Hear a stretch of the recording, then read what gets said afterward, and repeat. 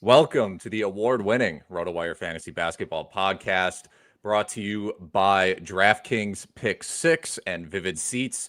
Also, RotoWire's free trial, rotowire.com/try for the free look behind the paywall. It is Friday, November 22nd, 2024. Alex Barutha here with Shannon McEwen and Ken K-Train Kreitz. All aboard! Let's just jump into some news right away. We got an announcement that Luka Doncic will miss at least a week with a sprained wrist. Currently the 23rd ranked player in 9-cat totals, with some relatively weak percentages compared to his usual. We have Kyrie Irving playing really well, ranking 11th in 9-cat total stats, although that's not a surprise to anybody who just... Kyrie can be first-round value every year as long as he stays healthy.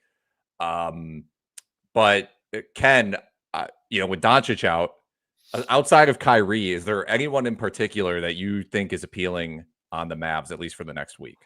Appealing might be too strong a word, but it seems like based on the other guard absences, that Quentin Grimes is probably going to get the big boosted minutes. Unfortunately, he's kind of at best a 3-and-D guy, so he doesn't get the gaudy stats.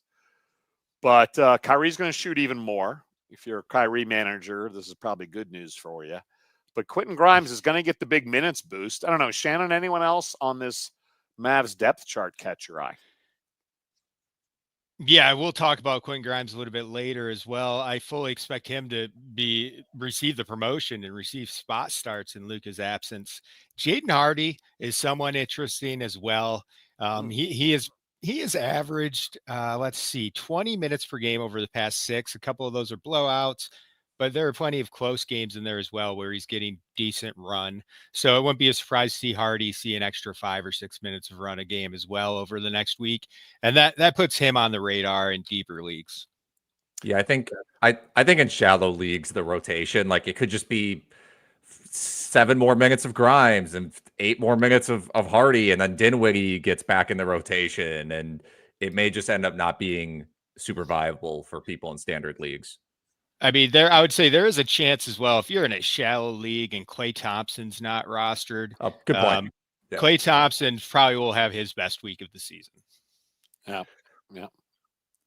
All right. Let's go to Oklahoma City where there's good news. Isaiah Hartenstein returned Wednesday night for the Thunder and a very strong 13-point, 14-rebound, 3-assist game plus 4 blocks. This is great timing for the Thunder. With Chet Holmgren out until late January.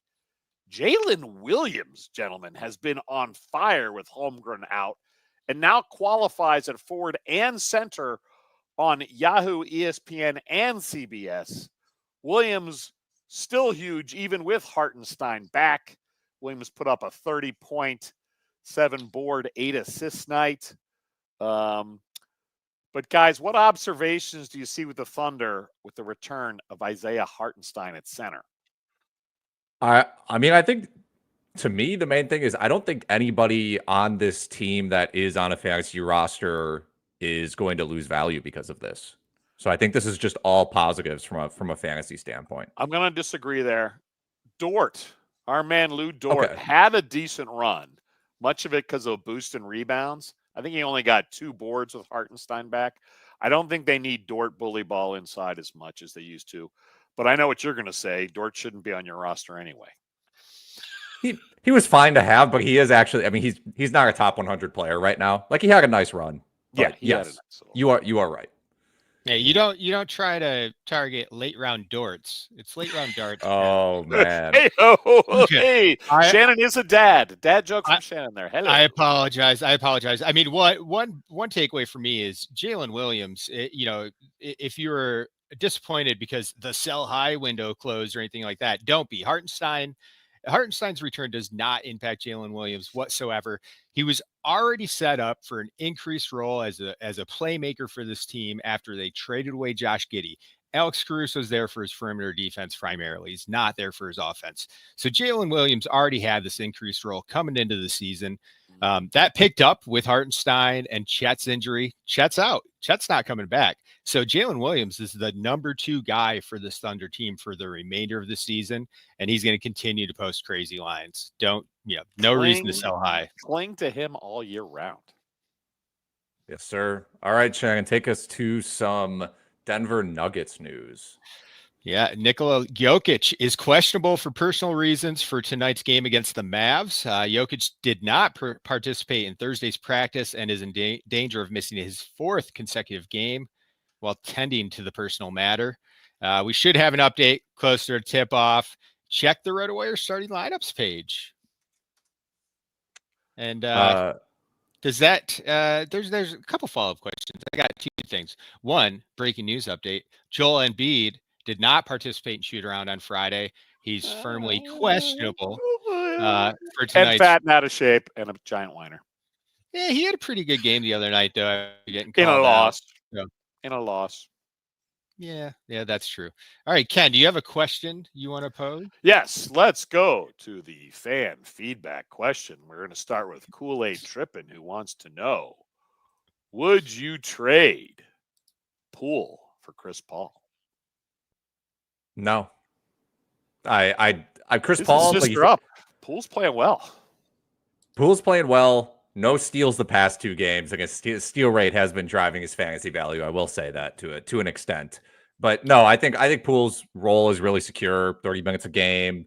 Wizards are going to be back at the end of the year. He's going to pop off. And I think Chris Paul, again, he's seeing increased minutes and usage now. But when Wembanyama comes back, Here's something I never expected from Jordan Poole. Excellent percentages. Guy's shooting 46% from the field and 90 from the line. I don't know if that'll keep up, but an efficient Jordan Poole? What's wrong with this world? What's happening? Dogs and bats are mating. What's going on? This is essentially the version of Jordan Poole we expect to see last year with the Wizards. Bingo. He's a top 30 fantasy player on a per game basis right now. I would not trade him for Chris Paul. Chris Paul's right now about 55 on the season or per game basis, and this is probably going to be his ceiling. All right, well now we've got a Pelicans question from Christian Rogers. Is Brandon Boston a hold? Depends how long you mean. I mean, I think you just hold him until we see what his role is when McCollum comes back, which is very soon. He's not going to play. He's doubtful for today's game, Friday. But I think you just hold him and you just wait and see until those other guards come back. Excellent. Yeah, and, totally on board with that. Excellent, Shannon. Coworker Ryan Poole is mocking me for a trade we made in our keeper league. I will accept the mocking. He wants to know, is Jared McCain a future MVP? Still, hey, Terry Easton's been doing awesome, but yes, I probably should have shopped him around a little more. Thoughts on McCain, gentlemen, rest of season in Philadelphia? What do you think, Shannon?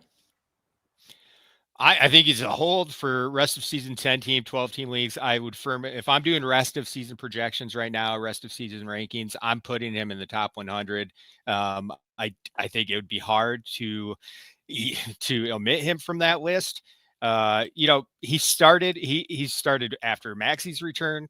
He started once George and Embiid played a full game. I think he's locked in that starting role for the Sixers, and he's playing heavy minutes. Even in that most recent game with Maxi's return, McCain played 41 minutes. He might end up only being able to really help you in a couple categories, mainly points and threes. But I think he's going to be a hold for the remainder of the season. Future MVP, I need to see a bit more before we make any declarations like that. Thank you, Shannon. And let's go to Jeffrey. He's got a complicated question. First time I've had 4 players on one team, Trey, JJ, Dyson, and Bogdanovich. Is it recommended to try and trade away? I assume he's just worried about having too many players on the same team. I mean, to me, it just screams limited upside. Yeah, because it's hard for all of those guys to play well in one given night, or if one guy has crazy usage, the other guy is not going to an extent. So, yeah, I would try to trade away at least one of those guys. I mean, Bogdanovich, I don't know who's buying on Bogdanovich right now. I mean, he might end up being a drop. I don't think you have to drop him, but that's kind of a wait and see. So that decision may end up being made for you. And then the other guys, I would just explore trades for categories that you might need if you're in a category league. All right. Atlanta, if you're in a league with playoffs, Atlanta does have a decent playoff schedule. They have 11 games during the standard playoff stretch for fantasy leagues, which is the second highest. There's only 5 teams with 12 games. So you've got about 15 teams with 11 or more games, and then there's 8 or so teams that are below that mark. But Atlanta's on the good side of the coin, at least. There is that. I think Trey and JJ are super safe. They're both elite fantasy options. Dyson with his defensive the vacuum cleaner. Is his nickname the vacuum cleaner? The great. Obviously, it should be. Yeah. Swiper stop swiping, maybe. I don't know. Yeah. It's hard to trade him away, given his contributions on the defensive end and depending on your league format. So Bogdanovic is the one. If you're replacing one of those guys, he's the guy where I would try to find another option, whether it's the waiver wire or if you're in a deeper league and you can make a trade. All right. Thank you, Shannon. All right, Team Hoodie. Before we get to our waiver wire targets, Alex, give us a quick word from our sponsor, Vivid Seats. I will say Dyson Daniels, nicknamed the Great Barrier Thief. Yeah. That's his official nickname as of right now on Basketball Reference. Yeah, yes, sir. Okay. Okay, everybody. Finally, the NBA is back and court is in session. And to start the season, Vivid Seats is offering fans $20 off their first $200 purchase, because nothing beats seeing your favorite team hooping it up in front of thousands of cheering fans. Every slam dunk, every fast break, every buzzer beater of your favorite team live and in person. And because Vivid Seats is the only leading ticket company with a rewards program, you can earn perks on every purchase, like amazing deals and unrivaled annual rewards all season long. Plus, with a 100% buyer guarantee, you can be sure your ticket will be as legit as your love for the game. Visit vividseats.com or download the app today and use promo code RotoWire for $20 off your first $200 purchase. That's promo code ROTOWIRE for $20 off your first minimum $200 ticket purchase. Download the app or visit vividseats.com. Vivid Seats, experience it live. That's promo code RotoWire for $20 off. All right, take us, Alex, to the waiver wire. The waiver wire. In terms of the schedule this week, we have 2 teams with 2 games, Milwaukee and Philadelphia. If you're fans of those teams, sweet relief that you only have to watch these teams twice this week. Very necessary. And then we have 18 teams with 4 games. So another pretty good streaming week for people who like to do that. My first waiver wire suggestion, my boy Jake LaRavia of the Memphis Grizzlies, who is 10% rostered in Yahoo and 9% on ESPN. Please roster this man so I don't have to talk about him anymore. He is ranked 66th in 8 cat per game over the past 2 weeks. Next week, Memphis plays 4 games against a pretty bad schedule. The Pelicans, the Blazers, sorry, Shannon, the Pistons, and the Pacers, who cannot guard anybody. John Morant out indefinitely because he subluxed his hip, and they're calling him week to week, but you don't want to sublux your hip. Marcus Smart can't stay healthy. Vince Williams got ruled out for a month, and then Zach Iggy's also out for a while. And LaRavia in November, about 10 points a game, 4 rebounds, 4 assists, 2.2 stocks, 1.2 threes on about 50% shooting and 85% from the line. He just stuffs the stat sheet. Some games it's not going to look great. Other games he'll go 4 for 4 shooting for 11 points like he did the other night. Just should be rostered in more than 10% of leagues, especially with a really favorable week coming up for Memphis. I like it. I'm going to take us to Detroit. Believe it or not, I'm going to make a Detroit recommendation instead of Shannon. He'll probably correct me on this. But Malik Beasley. Detroit has 4 games next week. Want to stress that. He's ranked, when I wrote this, so this doesn't include last night's game where he had 16 points. Before last night's game, he ranked 66 in average stats over the last 14 days. He started 3 of their last 5 games. But he's getting as many minutes whether he starts or comes off the bench. He came off overtime last night. He's been over 30 minutes the last 2 games coming off the bench. Last 7 games, Before last night, he had almost 22 points a game, over 4 rebounds, 5 triples a game, and he's on a heater. He's shooting 50% from the field, over 32 minutes a contest. Really, it's the minutes. And he's fighting a Tim Hardaway for minutes. Not crazy about either of those options, but I'd rather have Beasley. Anyway, especially if you need threes, Malik Beasley's a wonderful waiver wire option. He's rostered on 35% of Yahoo leagues and only 21% of ESPN leagues. Yes, Beasley has been solid for the Pistons this year, as Ken mentioned, still seeing plenty of run off the bench. Also, Cade Cunningham sustained a hip injury Thursday night against the Charlotte Hornets. Cade took a big fall, hurt his tailbone. To be determined. He was dealing with some back spasms earlier in the week as well, so they might have just been cautious by holding him out of overtime on Thursday night. But if Cade misses any time, Beasley is going to be one of the top candidates to start. Maybe it'll fix his back spasms. Just fall straight on your tailbone. Just need a big jolt. It'll be fine now. Go. Interesting. Thank you, Dr. Alex. Don't sublux your hip. If you have back spasms, just fall on your tailbone. Should be fine. Shannon, who you got? I'm going to go with the second coolest Dalton ever, right behind Patrick Swayze's Dalton from Roadhouse. Dalton Knecht. Dalton Knecht ripping the throats out of his opponents on NBA courts. Rookie forward for the Los Angeles Lakers, 52% rostered on Yahoo, 44% on ESPN. 4 consecutive starts in place of the injured Rui Hachimura, who has an ankle injury. The Lakers went 3-1 over that 4-game stretch. And Knecht 3 has hit 23.8 points per game, 4.8 rebounds, 4.8 threes, while shooting a ridiculous 60, 85, 57. He's been a top 25 player over the past week. The main question is, will he continue to start even after Hachimura returns? He should. We've been begging for years for the Lakers to get outside shooting. Outside shooting somehow magically drops to them with the 16th pick this summer in the draft. Here it is. And you hired a coach whose specialty was outside shooting.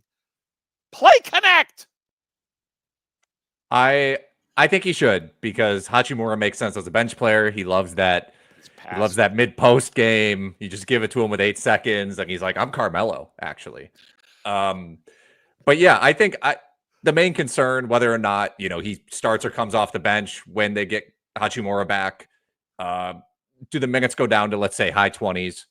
And when he starts shooting normally, let's say even 48% from the field and 40% from 3, is it just going to end up being like he's 14 points a game with 3 rebounds and assists? And then it's like, do you even bother other than streaming opportunities? But you have to hold him. You just absolutely have to hold him and pick him up right now while he's hot. Yeah. Well, and the Lakers also have 4 games next week. Great streamer. Yeah.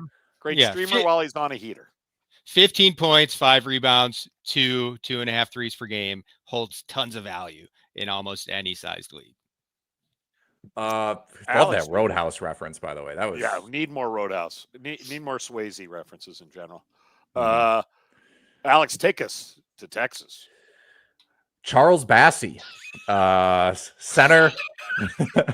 What's so funny about that? Some time zone warp. Is this 2 years ago when the Spurs have no centers again? Yeah, Bassey's back after, I think he tore his ACL last year. Anyway, Wembanyama's missed the past 3 games with a knee bruise. He's day-to-day. Kind of unclear, but obviously they're going to take it easy with him. Bassey's entered the rotation since then, been awesome. Past 3 games, 8 points, 8 boards, 3.7 blocks, a steal, and an assist in an average of 23 minutes. We know he's a per-minute monster. We saw it last year. We've basically seen it his whole career. Spurs only have 3 games next week, so not like a great streaming option. But I will say, if you are in a deep league, it's possible, not going to say likely, possible he's in the like 15-minute zone even when Wembanyama comes back. I think he is just a really good player, provides a defense and rebounding, just traditional center stuff that Zach Collins does not.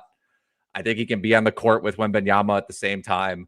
I would not bank on that, but if you're in a deep league, I would consider adding Bassey as just a feel out ad. Feel out the Wembanyama injury. If he comes back, maybe he plays. So Zach Collins is available in most leagues. He Are is. you saying you'd rather have Bassey over Collins?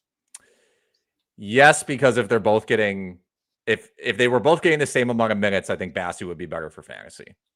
But and I don't think Collins in this case, if I'm in a deep league and I'm just shooting for pure upside on my bench, just a guy to potentially stash, I would prefer Bassey. Okay. All right.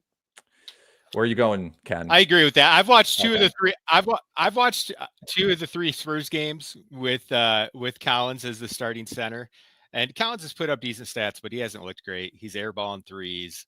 If by chance the Spurs ever decide to go bigger, Bassey's the guy that I think is a better natural fit alongside Wemby as well. Nice. All right. Well, I'm also going to bring up a name that we've brought up multiple times, not as often as Bassey, but Shaedon Sharpe of your Portland Trailblazers. He's rostered on 40% of Yahoo leagues, 37% of ESPN. He has started the last 5 games for Portland. In those starts, 22 points, 1.2 steals, and close to 3 3-pointers. Look, he's a shameless gunner. Keep an eye on his field goal percentage, but he's on a heater right now. The 21-year-old had back-to-back 30-point games a week ago. Anyway, he's somebody, perfect streaming option. I forgot to check Portland. I think they have 4 games. Portland does indeed have 4 games next week. Play Sharpe while he's on this heater, especially if you need points. He's a gunner. I'm not saying keep him all season long. His field goal percentage is going to tank, but while he's hot now and he's got 4 games next week, stream Shaedon Sharpe. Yeah, I will. Right. I will say sorry to cut you off, Shannon. For people in daily leagues, if you have daily transaction leagues, Portland has an awesome schedule this week, or I should say Friday to Friday. They play 5 games. So from today to next Friday, they play 5 games. That's huge. So there are a ton of guys on Portland, not just Sharpe, that you can pick up and stream if you're in a daily transactions league. Absolutely. Nice. We're gonna stay in Portland. My second recommendation of the week is Donovan Clingan, center, rookie center for the Portland Trailblazers. 31% rostered on Yahoo, 19% on ESPN. He's been a top 80 player over the past week on a per game basis. He's made 4 consecutive starts over that stretch with averages of 9.3 points, 8.8 rebounds, and 3.5 blocks. Also chipping in 1 steal per game. DeAndre Ayton's been out with a finger injury over that stretch. He's doubtful for tonight for the Friday game. You know, even before Ayton was out with this finger injury, and it must be a very painful finger injury. Even before he was out with that, Clingan averaged 1.6 blocks per game in a very limited role. I know this has been mentioned already on the show at some point in the preseason, but Clingan can have a very comparable rookie season to Walker Kessler, where he's grabbing enough boards, getting enough blocks. Even if he's coming off the bench, he has value in like 12 team leagues if they're deep enough, definitely 14 team leagues. But those blocks in particular, the blocks are extremely valuable. I think Clingan should be rostered in most 12 and 14 team leagues. Guys, what does Portland do with the trade deadline at this log jam they have at center? Does anybody want Ayton is the problem. And I would, if I'm a franchise, I just don't want him. And so this is part of the problem. This is like the Vucevic-Levine, but even worse. Like I would way rather have Vucevic than Ayton. Yeah. But I will say about Clingan, not a great fact, but if you see his minutes relatively low, he leads the NBA in total shooting fouls committed. Clingan does. 34. Knows how to foul, but everything you said, Shannon, absolutely right. Good schedule.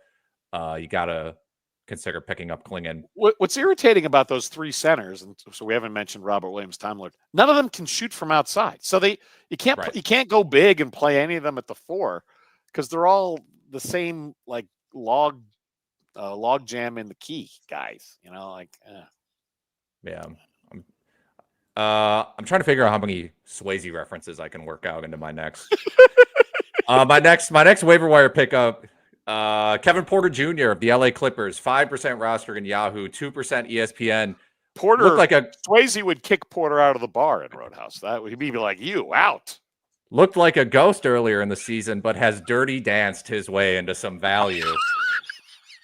Yes, Norman Powell is out today, and probably longer than just today, Friday, because it is a hamstring injury, and those have a tendency to linger. Either way, Clippers play 4 times next week, so even if Powell manages to come back, you can give up some total numbers with KPJ. Porter, in general, seeing more minutes over the past 4 games, so that's only 1 Powell absence, 4 games. 11.3 points, 4 assists, 2.8 rebounds, 1.6 stocks. May not expect that to continue, but 22 minutes per game during that stretch. If you just need points and assists, and again, you can stream in 4 games, KPJ. All right. Well, hey, long shot. I mean, he ever gets the minutes, he's going to produce. You know, he's a gunner. Let's keep the Swayze thing going. I'm going to go with outsider. Oh my God. Ty Jerome, who's not really a young blood anymore. But I don't know if he ever did live in Grandview, USA. Never heard of that movie. Just see it on my monitor over here. Anyway, very solid bench player. Never seen it. I've seen it. Bench production player for your Cleveland Cavaliers, only rostered in 14% of leagues, getting the occasional start. The combo guard is blossoming under direction from new Cavs coach Kenny Atkinson. He had a 29-point game Wednesday in a spot start with Garland out. His per 36-minute stats are great. He'll be very valuable should Darius Garland or Donovan Mitchell get hurt. In the meantime, he's providing solid bench production. So Ty Jerome is my letters from a killer long shot suggestion. Let's give him one last dance.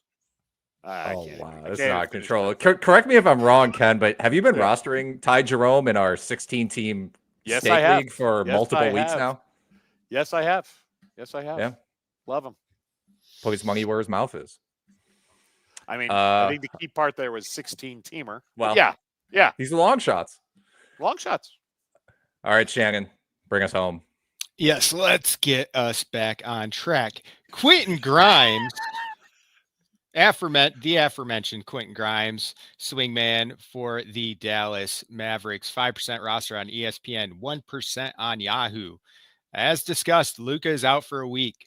Grimes has already made 2 spot starts this season, averaging 12.5 points, 3.5 rebounds, 3.5 assists, and 2.5 3-pointers in those 2 outings.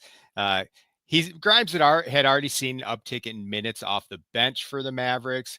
He's been averaging 26 minutes per game over the past 5 contests. Dallas has 4 games next week. They're one of those 18 teams with 4 games. He's a solid streaming option if you need threes. He's no Donnie Darko. He will look good on your roster. Oh, man. The Donnie Darko reference should have been made with Donovan Clingan. I missed that one. It's all right. I didn't know you guys were going to do that. I'm sorry that I started it.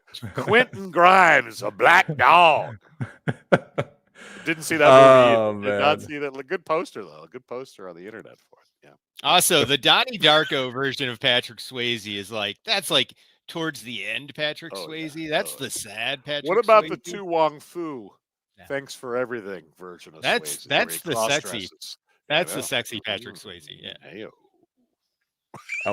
We better get Nick Whaling in here to talk about some pick 6 immediately. Here at RotoWire, we're proud to be partnered up with DraftKings Pick6 this NBA season. Think your team will score more than 100 points tonight?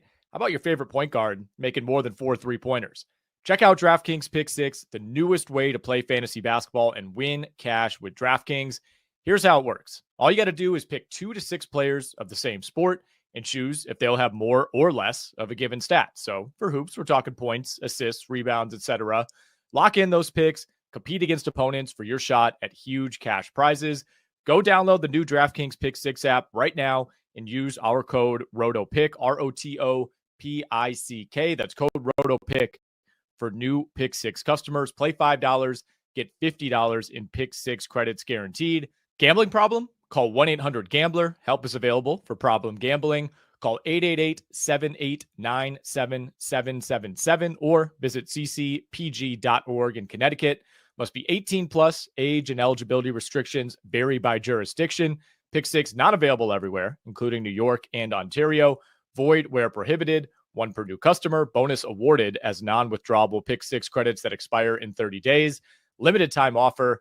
See terms at pick6.draftkings.com/promo.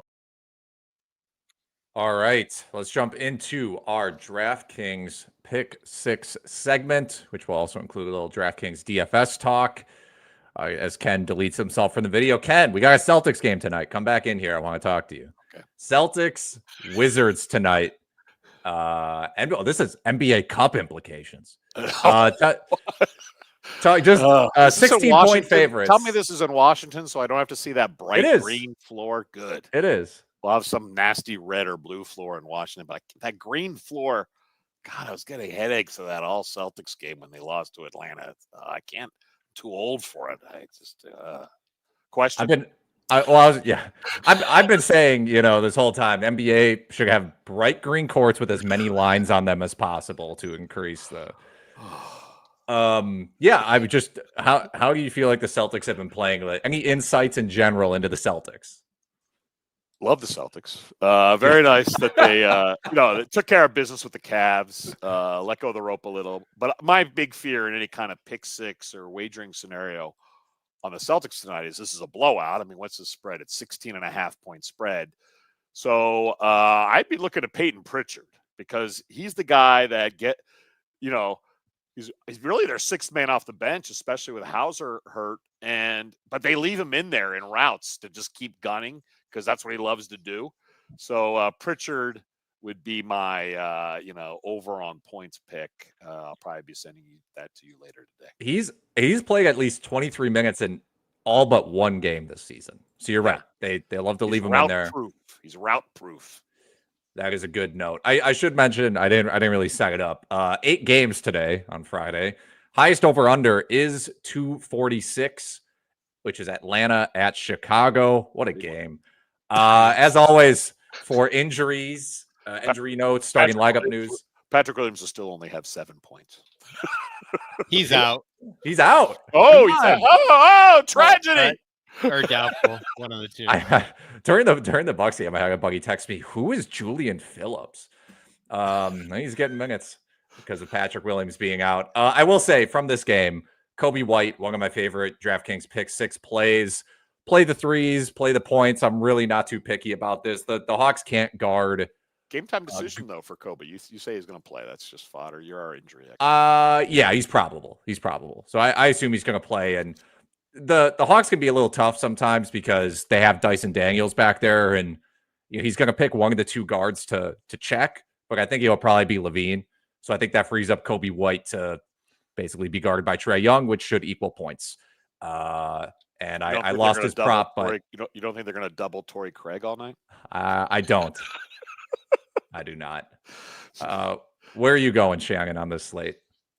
Yeah, it's a tough slate for Pick 6. The Boston game in particular, as Ken mentioned, with them being 15, 16-point favorites, depending on the odds you're looking at, it's really hard for me to go. Like Jaylen Brown's, for instance, whether it's his points, rebounds, assists, a lot of them look great and look like obvious overplays. But the fact that this game could be totally out of hand before halftime makes me want to avoid any overs on the Boston side outside of Pritchett. My one worry about the Atlanta-Chicago game, which I'm going to be all over Atlanta-Chicago for DFS tonight. But on Pick 6 in particular, like Trae Young, for instance, he's at his assist line is at 12.5. And that's an extreme number. I mean, he is averaging 11.6 per game this season, but the hit rate on over 12.5, it's not very good. He's definitely skewing more towards the under on that. So I feel like some of these lines, because of the high over under with Atlanta, Chicago, are a little bit inflated. So just factor that in when you're evaluating your options. I do like the overs on Zach LaVine. I think Zach LaVine and Vooch will both have big games on the Chicago side. I will say, I think part of what's driving that line of Trey's assists is the Bulls allow a league high Yes. 29.9 opponent assists per 48 minutes. And then the Hawks, on the other hand, this is even more of an outlier stat. Per 48 minutes, the Hawks allow 16.6 opponent three-pointers made. The next team is the Kings with 14.9. So they're averaging almost 2 more made threes per game than any other team in the NBA. So like you mentioned, there is reason that line is very high, but that is why it is where it is. There are a lot of questionable tags on tonight's slate, which can make it a little difficult. I mean, Ingram's questionable, Embiid's questionable, Jokic, Simons. I will say, this Indiana-Milwaukee game, Bucks still cannot guard backcourt players. Now, Halliburton has been playing so badly and especially shooting so badly on the road. His home road splits for shooting, I'll pull these up because this is interesting information. Home shooting, 46% from the field. Road shooting, 30% from the field. So maybe this is a night where you could lean Ben Mathurin coming out of the backcourt, because I don't think the Bucks have anybody to guard him. But as a biased Bucks fan, that is where my brain went. Yeah. No, that makes sense. A couple other guys I like. So we've got Freddie VanVleet, who had some early season shooting struggles, has been on a tear. The past 5 games, he has averaged 21 points, 5.4 rebounds, 6.6 assists. If you look at any of his points, his point rebound assist combinations, it's pretty, to me, I'm going to go over. It is a game against Portland, but it's in Portland. It's on the road. The Rockets have been fantastic, but hopefully the Trailblazers, who also have actually won like 3 straight games, or 3 out of 4, I believe. They've been playing better. Hopefully they can keep it close, and Freddie VV can post the over. I would be comfortable making that slip. And then Sabonis is going to return. He's off the injury report for Friday, and I'm skewing over on most of his options as well, as they're coming in quite a bit below his season averages. The one question mark for me is, does he play limited minutes in any fashion? So if there is news that comes out before game time, that could dictate which direction I want to go with any Sabonis over or unders. Interesting that this Portland team has got off to a nice little streak while DeAndre Ayton's been out. I'm sure that is no sort of coincidence whatsoever. All right. Do you have any more pick sixes, or you want to run towards DFS? Where do you want to go? Yeah, let's shoot through DFS really quick. A couple of value options that I like tonight. Jackson Davis with the Warriors, 3,700. He's been locked in as their starting center. Very inconsistent production, but he's coming off a solid fantasy outing. He had over 30 fantasy points in his last game. There's risk there. But if he pops off for 30, 35 points at $3,700, you're going to be able to really put a solid lineup around him. One other discount player who is just as risky, Jabari Smith. We've given him a lot of grief over the last couple of weeks. He is a roller coaster, 100%. But I just wanted to let it, he's had 2 good games in the past week. Yeah. $4,600 for a guy who can pop off for 40 fantasy points. He's almost just as likely to get 40 fantasy points as he is 15. But if you have that kind of risk tolerance, I do like him for DFS tonight.